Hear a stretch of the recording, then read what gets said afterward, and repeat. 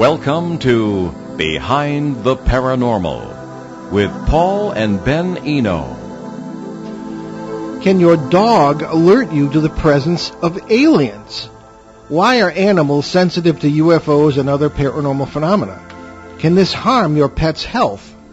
Hello, and welcome to the 886th edition of Behind the Paranormal with Paul and Ben Eno. Coming to you from WON AM and FM here in Woonsocket, Rhode Island, on the Paranormal Radio app, and from TalkStream Live and on TuneIn.com. I'm Ben, and those mammalian questions came from my co-host, partner in Paranormal Adventures, and dad, Paul.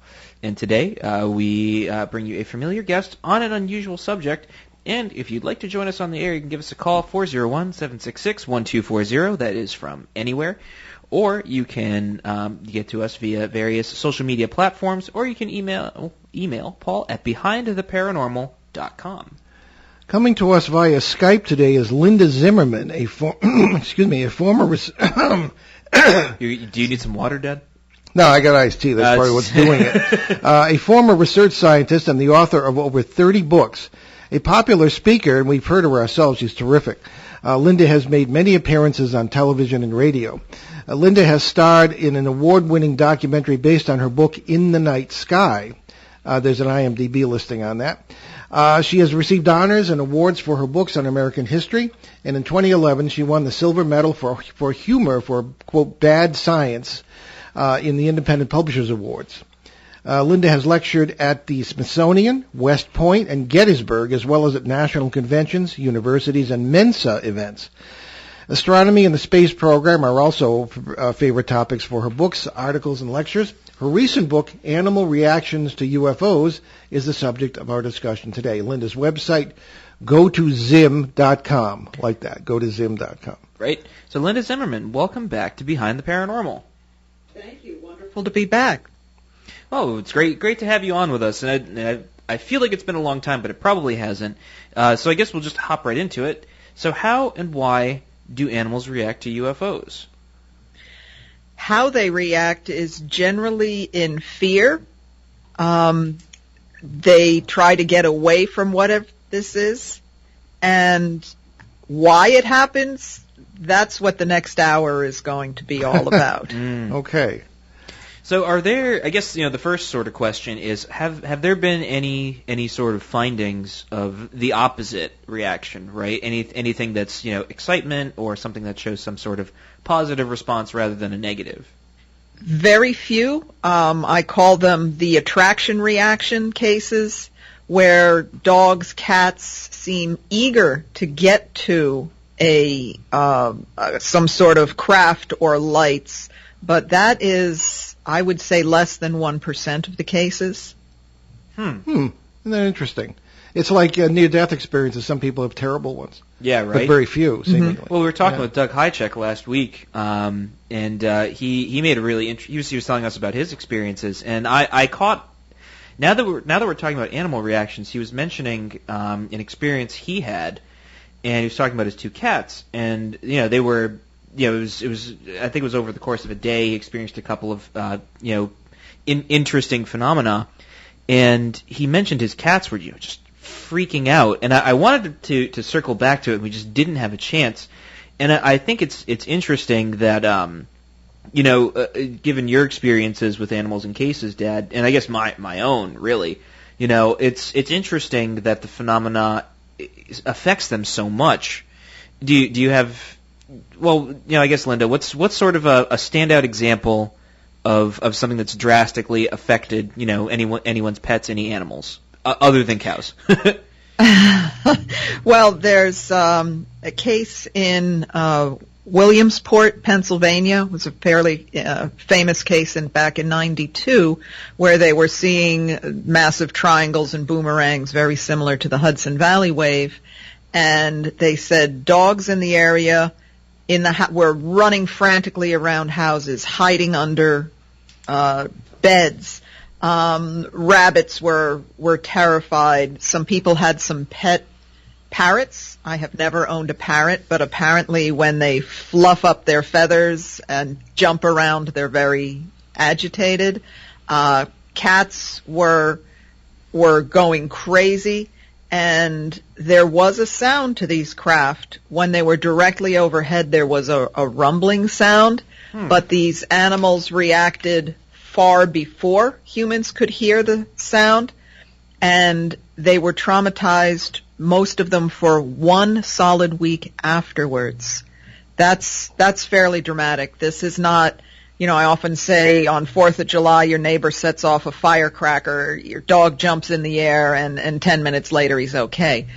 Whatever is happening during these events can last for weeks, sometimes even longer. And one important aspect of that case, there was one dog that the owner said had no reaction, and that dog happened to be deaf. Oh, interesting. Now, we have a cousin whose dog is deaf, but she has several dogs, and there was, Ben, you remember going over to their lake house on the 4th of July in Connecticut. Oh, yes. And everybody around the lake would be firing illegal fireworks because 2 of them were state police officers. One was a state senator, so nobody bothered them. And it so was we got the good stuff. Far better than any municipal fireworks display I've ever seen. But anyway, that would happen every year. And they would have to leave the dog who could hear home. The deaf one, was happy as a clam. He couldn't hear anything. But one wonders, could there be some other cause of this? And then I guess it's kind of a lame question, because probably not. When a helicopter goes over, when any loud noise occurs, it doesn't have to be fireworks or a jet plane or something. Animals do tend to react in a negative manner. Can you comment on the possibility there may be some other cause other than UFOs or whatever? Oh, that there could be some other cause other than UFOs. Basically, the cases I've been working on have cited UFOs in them. So I think we can draw a correlation there. There was a couple of cases in the 1880s in England where, in one case, 22 square miles of sheep started reacting in panic and running all over the place. I suspect that might have been some sort of seismic activity, or maybe a bolide coming in and bursting, kind of a Chelyabinsk type meteor exploding. And because that size area affected seems to be needing a rather large-ranging cause. Okay. Let's before we continue, and that's a fascinating, and I don't know, you must have been talking about Devon, because we have family there, and if I never see another sheep, it'll be too soon. But they stampede, you're done for. But in any case, Ben has some questions from a listener, our very loyal listener. Here I go with the dog analogies again. Listener in South America, Peter in Bogota. And what does Peter have to ask Linda this week? I'll think of another adjective or adverb for Peter. Peter the perceptive. There we go. Yes. Who always writes us wonderful questions, and he has a couple questions. Like a medieval monarch, right? Yeah. Exactly. So Peter writes to us. Please ask Linda, could there be a possible connection between humans who suffer the equally mysterious hum phenomena and animal reactions to UFOs, a sensitivity that a few people have that could be similar to animal sensitivity? Are we talking about people in certain parts of the country or world that are hearing a constant humming? It seems pretty open to interpretation, so however you interpret the question. I interpret that like the Taos hum, or the one that our listeners in Detroit kept reporting to us in Windsor, Ontario. I don't believe he means tinnitus, if that's what we're going for. No. Yeah, I would imagine.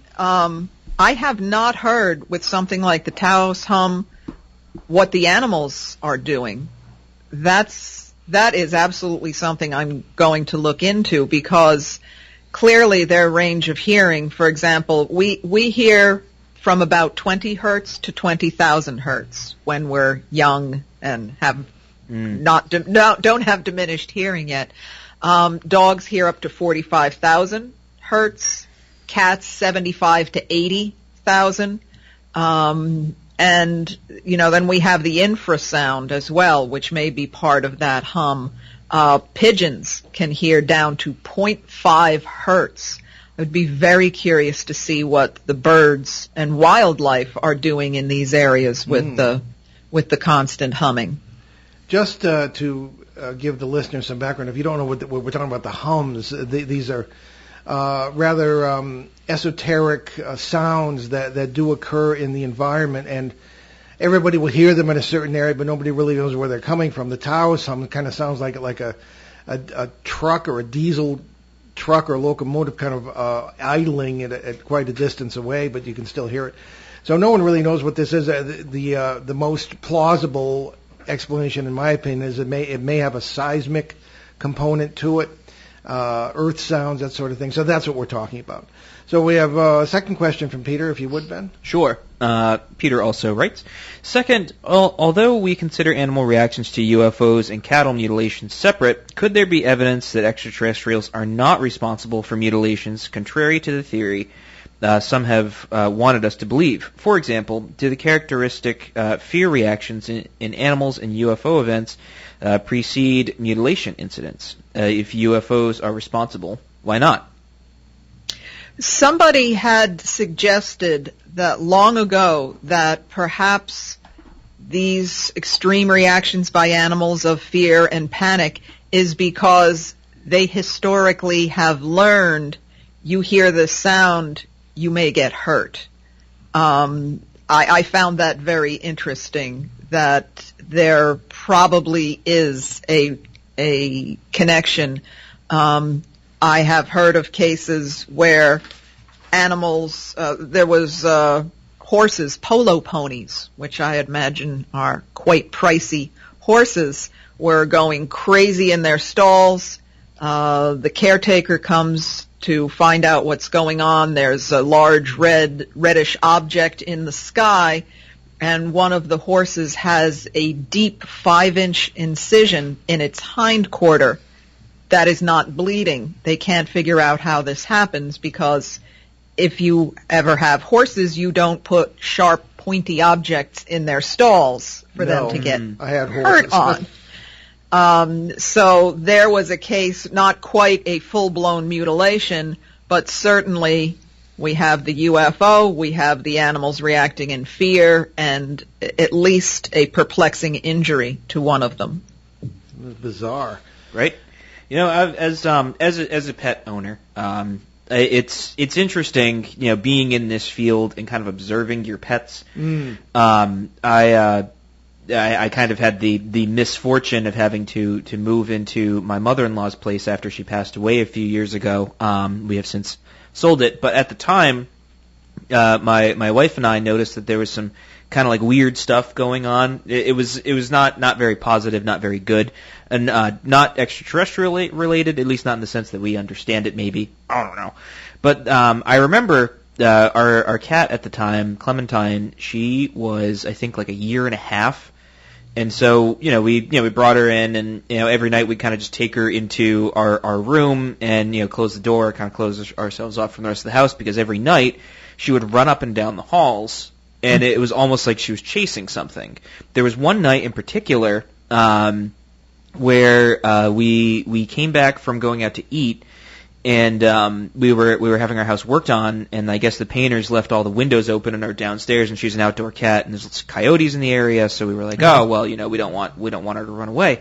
So we freaked out, because we thought, okay, the door to our room's open, because we kept her in our room, and like, oh geez, the door's open, cat's gone, where's the cat? So we were running around outside, and she always runs to the treat jar, so we were shaking the treat jar trying to find her, and I happened to come back inside to look for the treat jar, and I was shaking it, and I heard like a very, very quiet meow, and I was like, where's that coming from? And so we were running around, couldn't find it, and then went back inside, and I kept hearing it, and we went upstairs, and turned out she was in my mother-in-law's room. But when we tried to open the door, it was barricaded from the other side. Now keep in mind, it's the second floor of the house. The only way to get to it is if you take a ladder, climb above the garage, and climb in through a window, which was locked. And you'd have to, put the cat there, take all the luggage that was in all of the closets, push it up against the door, and then leave the cat in there. So we were just like, I think we kind of dismissed it at the time because we were just like, we just can't think about this right now. Yeah. But but like the cat was fine. She wasn't freaking out. She just was kind of sitting on the bed, totally okay with it. And we just kind of chalked it up as, okay, well, that's weird. Let's just not address it right now because we just don't have the capacity to address it. But, the more I kind of thought about it, cats and dogs, they have a bunch of energy and they run around and do whatever. And, my cats, now that we have 2 cats, they beat the crap out of each other, and that's just kind of what they do. But, at the time, she would run up and down the halls, and it was almost like she was chasing something. So it's just one of those things where, my question is kind of leading us to this point. It's interesting that the reaction to UFOs is so drastically different to what my dad and I experience in the paranormal, right? I don't know if that's always the case, right? With the dog that lost it was losing its hair. Well, it depends. Right, yeah. But the interesting thing is, she didn't seem afraid. She just kind of was like, whatever about it. I don't know if it comes down to each individual animal, but, that kind of, but the instinctual reaction, right? For whatever reason, they share a lot of similar traits.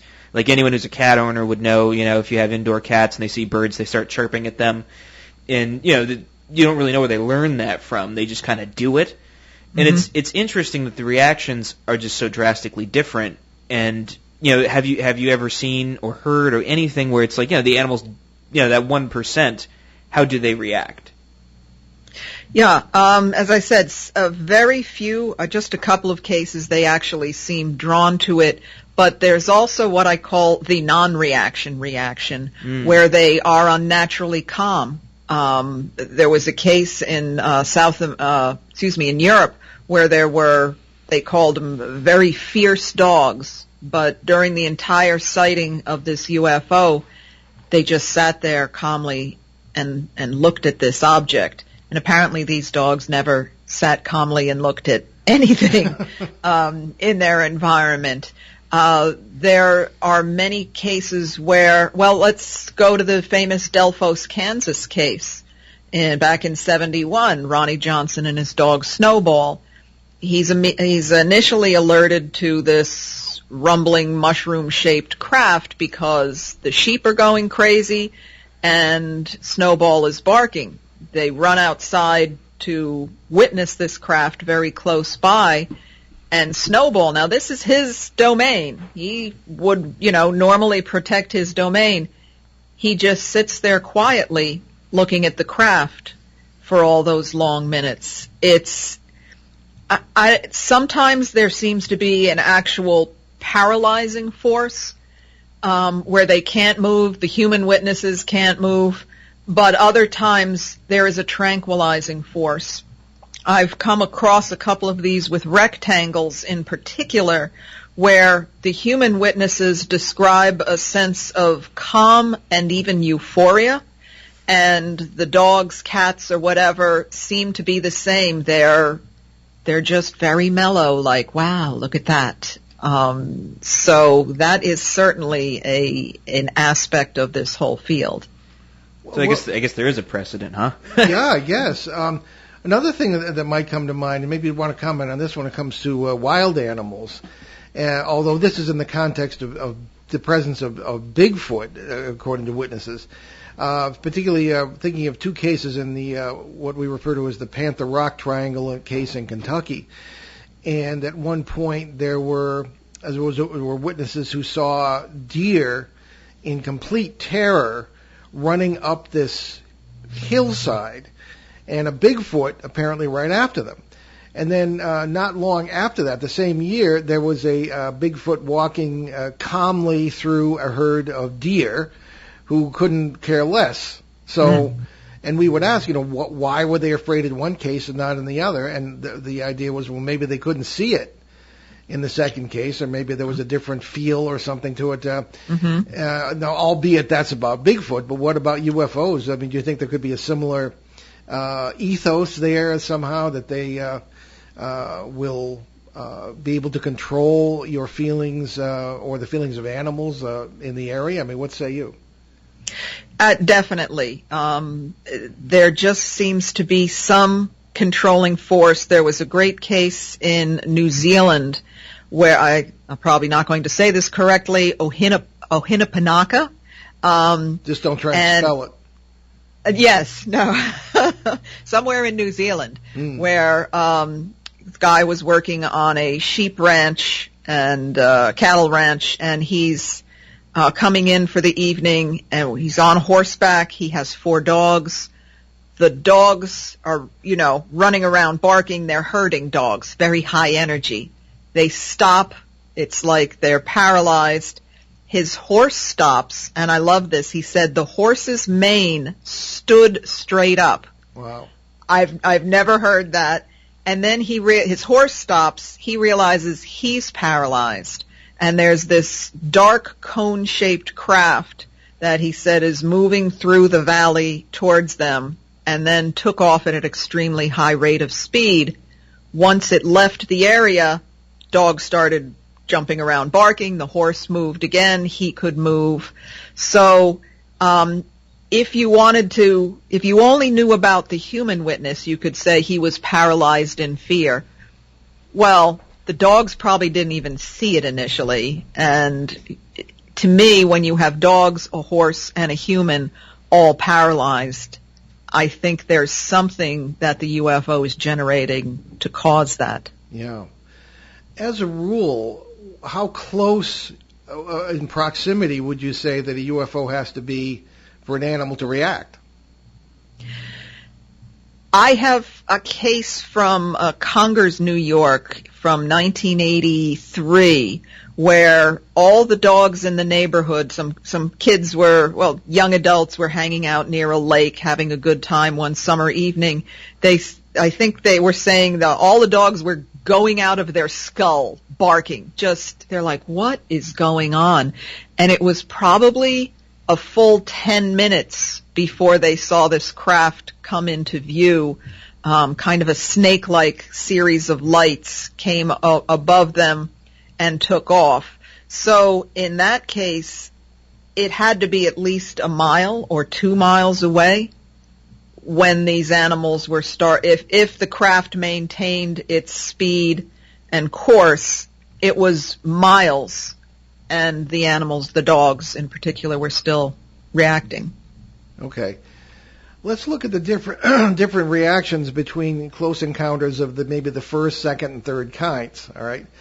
The presence of a UFO is one thing, but people, of course, report very frequently being abducted, or at least having the presence of what they perceive as extraterrestrials or aliens in their homes, bedrooms, or otherwise. Are there different animal reactions to those situations where there are actual supposed aliens present in a home, as opposed to just in a craft, zipping over at 1,000 miles an hour? Mm-hmm. There was an interesting case in Sherbrooke, Ontario. Quebec. Sorry, Ontario. Sherbrooke, Quebec. Spent a lot of time there. Yeah. They would never let me back. Beautiful area. And this woman sees a light in the distance, and her dog is going crazy because someone is banging at their door. So she goes down, she sees the German Shepherd lunge for the door, as German Shepherds do, and then all of a sudden it had a complete change, like a switch went off. It started whimpering and hid in a corner. Fortunately, she did not open the door. This dog sensed something, so she ran upstairs, and she said there were these unbelievably shadowy-looking figures that were at her door, moved off, and then she said with blue-green lightning she saw this disc-shaped craft take off. So here was a case that whatever these were did not get in the house, but the dog was absolutely petrified of whatever they were. Yeah. Well, that's a good place, I guess, to take our mid-show break. Oh, geez, that time already, huh? Time flies and having fun. And anyway, you're listening to Behind the Paranormal with Paul and Ben Eno on WOON 1240 AM and 99.5 FM in New England's beautiful and spooky Blackstone River Valley. With our great guest today, Linda Zimmermann. Zimmerman will be right back, so stick with us.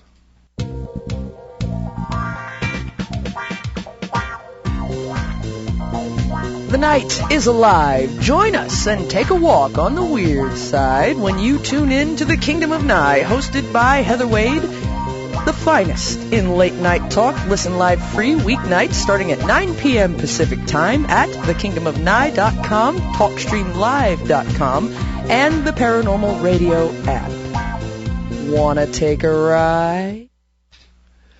Well, welcome back to Behind the Paranormal. We're on WOON 1240 AM, 99.5 FM, and we have our wonderful guest, Linda Zimmerman, today. We're going to continue our fascinating discussion about animal reactions to UFOs.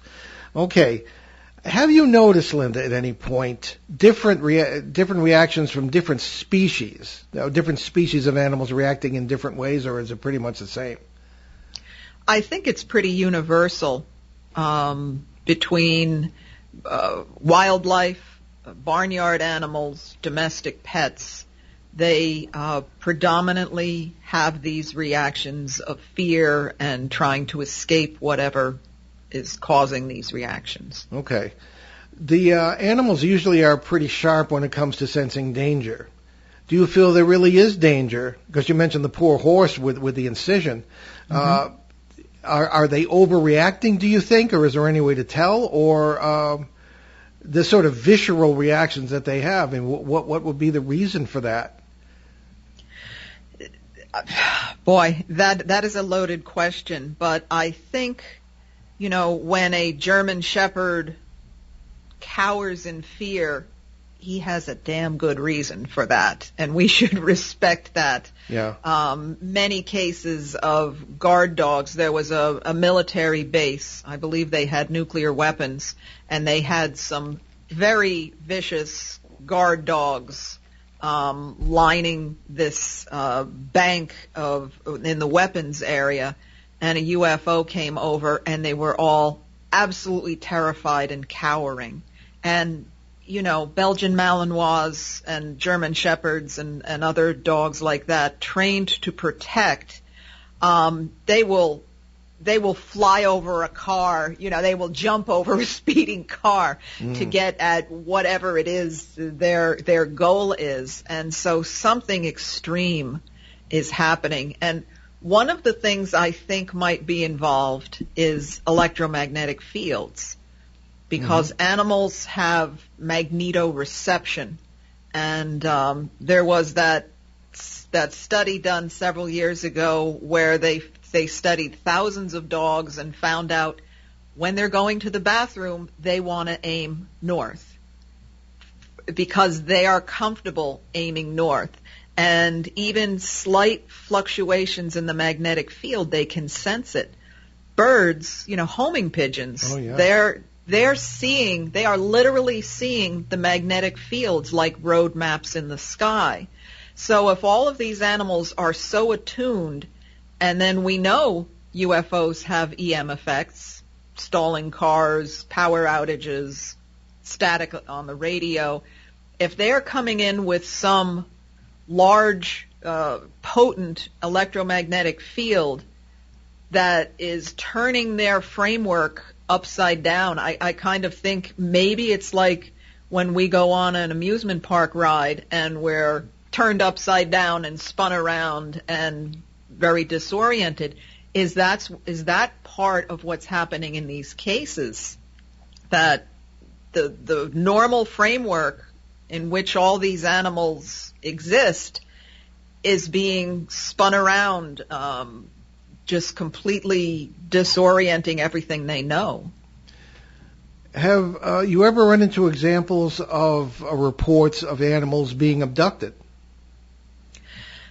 A couple of times. For the most part, the cases I've been drawing upon were just the animal reactions, but I was looking into, I like to call it everyone's favorite cryptid, Mothman, And, you know, they were writing about how dogs were disappearing in the months before.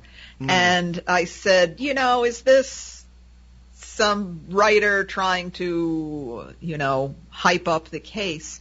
So what I did is I did a newspaper search of lost and found for towns around that area during that time period. And wouldn't you know, dog missing for 1 week, dog, you know, the amount of missing pets, missing dogs just seemed extraordinary.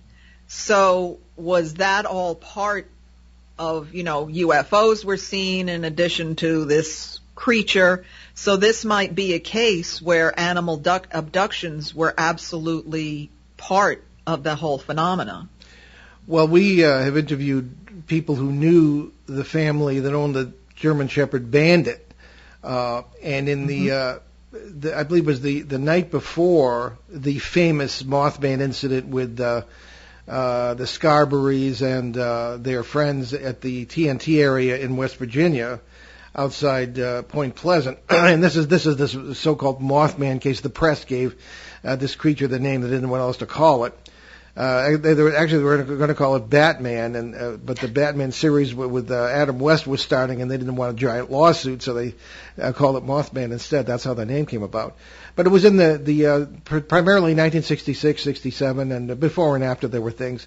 And at one point, a dog on a farm, I can't remember the name of the family, but they were friends of the witnesses we interviewed, was out there barking at this creature. And whether it attacked the creature, if it was a creature, the dog disappeared, and the body of a German Shepherd was found some 80 miles away. I believe it was Route 9 outside Point Pleasant, and nobody really identified, or at least not that we're aware, identified that as Bandit. But that's a sort of a well-known example of an animal getting tangled up in these bizarre situations. So I guess anything really is possible. Aside from animal abductions, Linda, are there animals you're aware of who have had ill health effects or positive health effects, you know, from contact with UFOs or any other situation of the kind we've been discussing?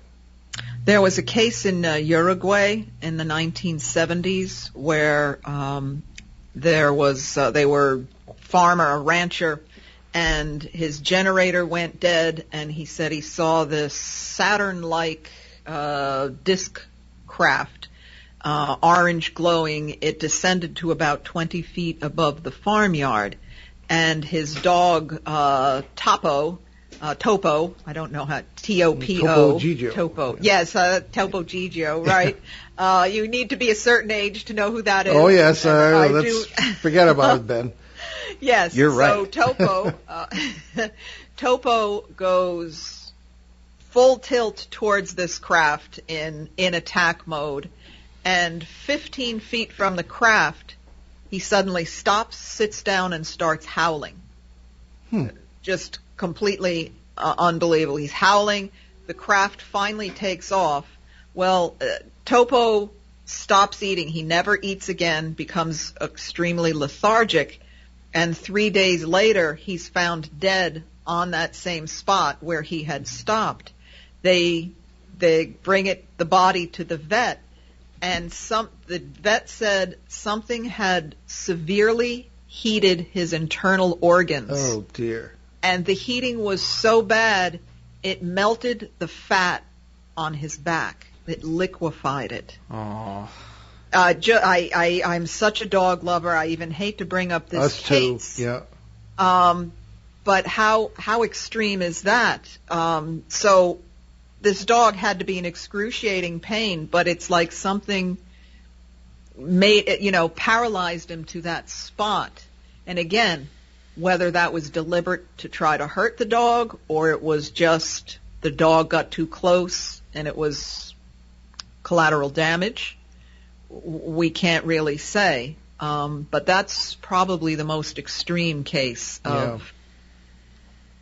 I'm thinking of this perhaps is inappropriate given the sad nature of that, but I was wondering if you were going to say that the dog was howling the 5 tones from Close Encounters of the Third Kind. That would have been something, but perhaps not. Have you noticed that different kinds of craft would elicit different reactions in the sense of more negative, less negative, or even positive from animals? I am so happy you asked that question, because this, I think, is an amazing aspect of this. Joan Woodward was a MUFON investigator who wrote a really excellent report about 15 years ago on animal reactions. It's in the MUFON Symposium. You can track that down. She had many statistics, really broke all this down. And there's one line in there where she said that the shape of the craft has no apparent effect on the reaction. And that, I was like, wait, this is an aha moment, because if orbs, cylinders, triangles, rectangles, all these bizarre shaped craft all elicit the same reactions, to me, that means these reactions are being caused by a similar technology, which, there's all these theories of how the rectangles are this race of aliens and the triangles are this. But if everything over the course of generations, regardless of the location and the shape of the craft, are producing the same effects, I think that talks to a common cause. Okay.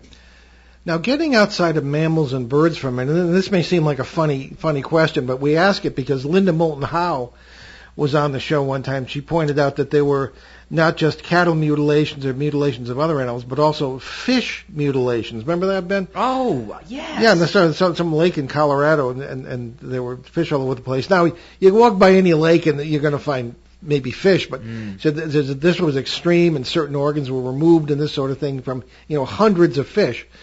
Have you at any point run into the reactions of marine creatures, maybe not just fish, to these things? Because there's a lot of tales of UFOs, USOs, underwater UFOs, things of this kind.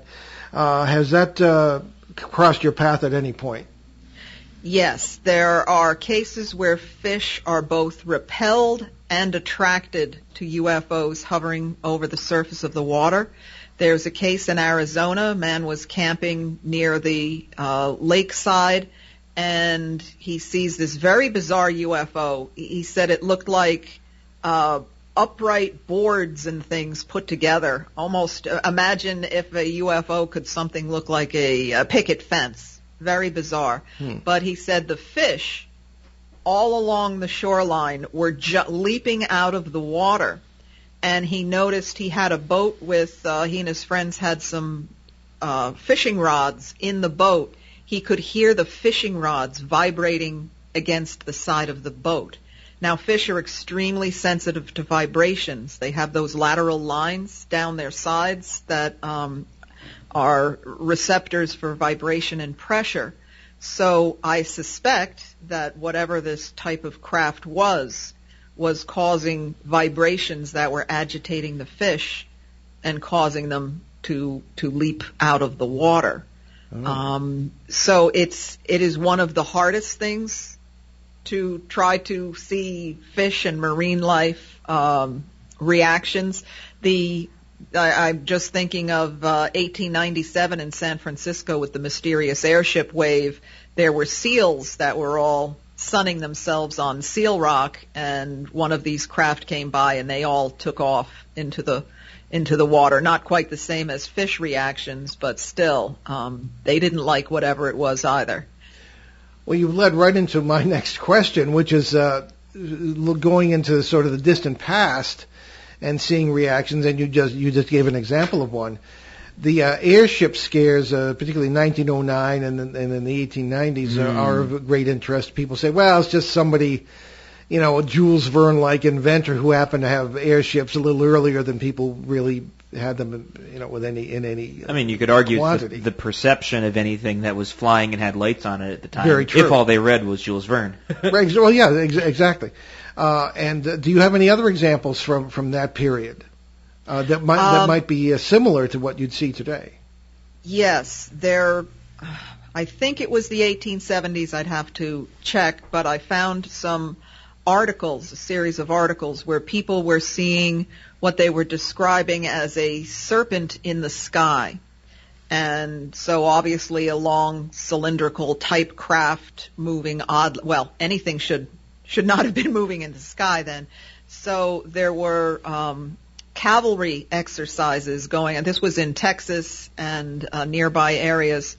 And there was cavalry practice going on, and this serpent-like craft came over the parade field, and the horses went wild. They said they had to stop the cavalry exercises because the horses all became unmanageable. And there was also an article about where horses were so spooked by this that were pulling a wagon, they overturned the wagon and killed the driver in their frenzy to get away. So we're talking maybe 150 years ago with this still happening. Yeah. One wonders about the remote past, the Romans reporting shields in the sky. I have never seen a report of how the horses or whatever reacted, but I'm sure there may have been analogous situations.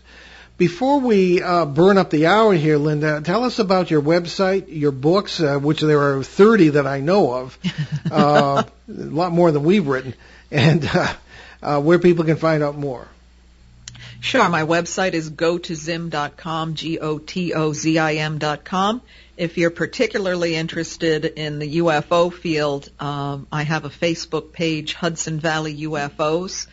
All of my books are on Amazon. Many of them are in ebook formats that I couldn't even list. There are so many ebook formats nowadays. Yeah. And I'm always in search of the mysterious and strange. I have a series of ghost books called The Ghost Investigator. There are 14 of them.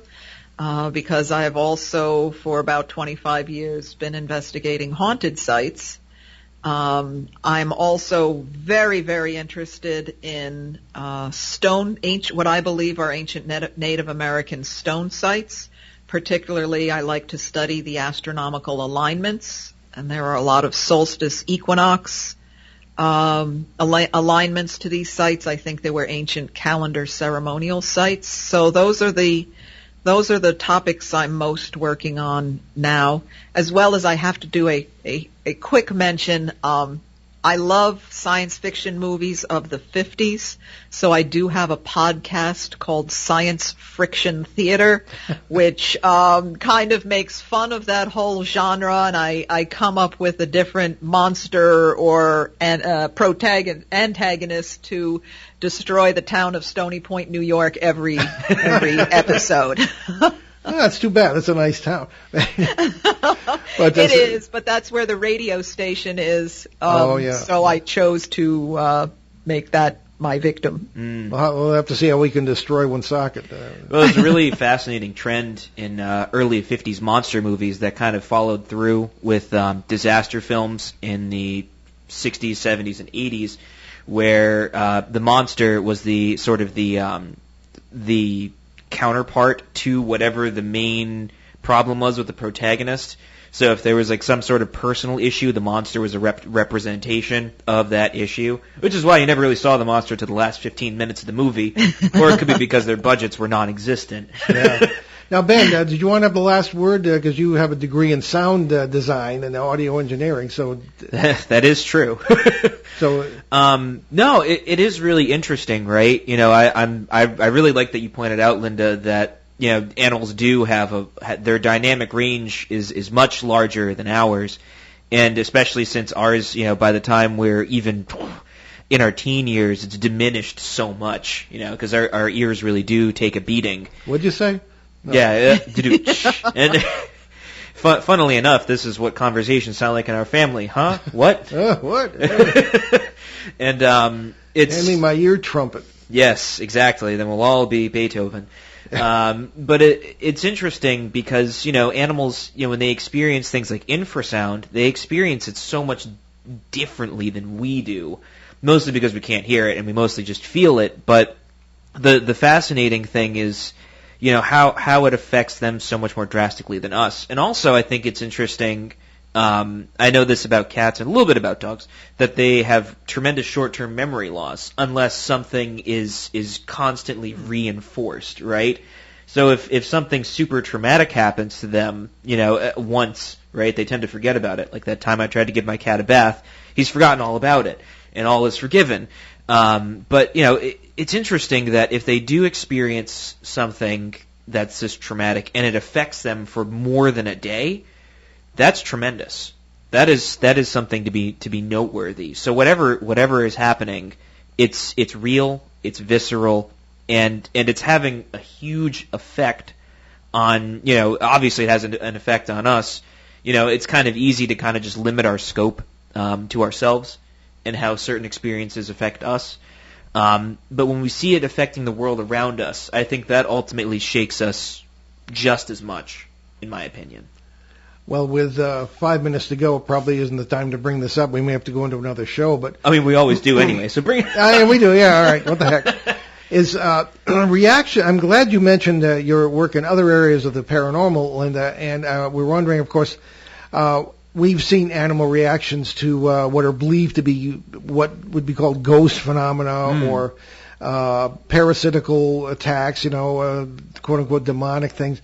And we're wondering how similar, if at all, they would be to what we've been discussing on the show, the presence of UFOs. Have you noticed in your work in other areas of the paranormal similar or the same reactions of animals to the stimuli? Yes. Someone not too long ago sent me a picture of their very brave German Shepherd cowering under a desk. There had been some almost poltergeist-type activity for several days, and this dog was terrified by it. There was also a case, it was probably my first paranormal investigation. It was this house that was built in the manner of a Scottish castle. It was quite the house, perfect for your first ghost investigation. And the owner's cat every morning wanted to go out in the backyard, and it would go out the back door, go to the right, walk along, and follow the entire perimeter of the property, not do anything, but just walk the perimeter and come back in. And they couldn't understand this behavior. It was nothing they had seen before. And they were talking to the daughters of the man who built the house, very tall, silver-haired man, and they said every morning what he did, soon as it was dawn, he'd go out the back door, turn to the right, walk the entire perimeter of his property, and come back in. So it was almost like the cat was seeing this, was following him along, certainly had no fear, but it seems to be beyond coincidence that this cat would just suddenly mimic this behavior independently at the same time of day every day. Yeah. Well, rather, I suppose, counterpoint to that in a way, the famous Bridgeport poltergeist case of 1974, and I'm one of the few living eyewitnesses to that today, had a cat involved called Sam, the cat who supposedly could talk. Now, I never believed that. I saw the girl throw her voice, I think, but be that as it may, all this stuff is going around at several points. This thing is literally tearing up the house, this poltergeist, and the cat is completely oblivious. I mean, what's that, Wow. So, unless the cat was the agent, which I doubt. And, so I don't know, but it does seem that there are, animals who just, maybe just don't get it. There was another one. I had a friend in England many years ago who, was from Yorkshire and sent me a picture of his son holding their new puppy. And the puppy was completely oblivious to, an ethereal old woman standing next to the boy looking over his shoulder at the dog, who wasn't there, of course, when the picture was taken. And the dog was completely oblivious. Of course, he told me later that the dog would literally fall asleep in the middle of the street and block up traffic and, could care less. The police finally made him stop. But so I guess there are animals and there are animals. I mean, where they might be sensitive and otherwise they just maybe don't care or whatever. So there you go. So what's your next project? What are you working on? I am working on my magnum opus of Hudson Valley UFOs. Oh, cool. Rather than write the fourth book on the topic, what I'm doing is combining the first 3 books and then adding all the new material I've gathered in the last several years. So it's going to be like a volume of the Encyclopedia Britannica, but I think it's important to put all of that material in one reference. And when I'm done with that, I'm going to do the same thing with consolidate my 14 ghost books into one reference as well. Outstanding. Well, we'll be in touch. We always are. And thank you for a fascinating conversation. And we will talk to you off the air. Sounds good. Thank you very much. Okay, let's get to our announcements there, Ben, if you would. Yes, and we have a plethora of them. And we're going to start off with... In the wee hours of St. Patrick's Day this weekend, my dad... Wednesday. I see a W, and I think weekend. No, of course, it's coast to coast, so you're going to be there at 5 in the morning on a random day of the week. Yeah. And it's St. Patrick's Day this Wednesday. My dad will join George Nuri on Coast to Coast AM to discuss his experiences with poltergeists, exorcisms, his bizarre UFO video from the Pennsylvania Triangle, and much more. That's from 2 to 5 a.m. Eastern, 11 p.m. to 2 a.m. Pacific, on hundreds of stations around the country, and on Channel 146 on Sirius XM Satellite Radio. Locally, Coast to Coast airs on WRKO in Boston, WHJJ, and WSNE in Providence. Maine has lifted most COVID restrictions, so we received confirmation from organizer Tom Spitaleri that the in-person New England Parafest will take place as planned on April 10th and 11th at the Kittery Community Center in Kittery, Maine. Ben and I plan to be there both days, but we'll do a live broadcast of this show from there on Sunday, April 11th at noon. Then we're scheduled to speak that afternoon at 3:15. Other speakers will include Shane Searway, Andy Kitt, Dennis Stone, Nomar Slevik, Connecticut Paranormal Research Team, Kristen Evans, Dave McCullough, Lynn Nickerson, Tom D'Agostino, and others you know from our lineup of guests. Check it out on Facebook, New England Parafest 2021. Yes, and we're also working on our new book, Behind the Paranormal 3, Uneasy Skies. Also contributing will be our colleagues, Shane Searway, Alexander Petikoff, and Valerie LaFaso. The book will also contain the best of our interviews over the years with great researchers in the UFO field, as well as some of our own experiences. You can look for the book release toward the end of this year. And Linda doesn't know it yet, but we're going to include her in there as well. Yeah, hop on the bandwagon. With her permission. Check out our current books, along with those of our other co-hosts, at our show website, BehindTheParanormal.com. We will also find more about the show, our many cases over the years, our public appearances, and how to book us, along with some of our 900-plus, almost 1,000 recorded shows from our 12-plus, 12-plus years on the air, including our 4.5-year run on CBS Radio, along with special shows and podcasts. And we have recorded shows, I should be specific, into the archives at BehindTheParanormal.com, back to 2009, one more year, and a lot of special shows to go. Our past shows, back to late 2009, are also available on major podcast platforms, including YouTube, iTunes, Apple Podcasts, the Paranormal Radio app, from TalkStream Live, and more. So check out our charities page as well at BehindTheParanormal.com. A lot of charities. And we know the organizers, so we know that the money goes where it should. Mm-hmm. So what do we got for next week, Ben? Well, we have in the oven being prepared to pop out piping hot on March 21st. We have a long-awaited open line show, which we haven't done in a couple of months, actually, joined by everyone's favorite guest co-host and ours as well, Shane Searway, to answer questions from our listeners on all sorts of paranormal subjects. As long as the oven doesn't explode, we'll be all right. That is true. We do have to watch out for that. Right. We'll leave you today with a pungent comment from dear old Albert Einstein, and today is his 142nd birthday, I believe. Is it actually? No, I'm making that up, Ben. No, it's true. It's true. Quote, "We cannot solve our problems with the same thinking we used to create them," unquote.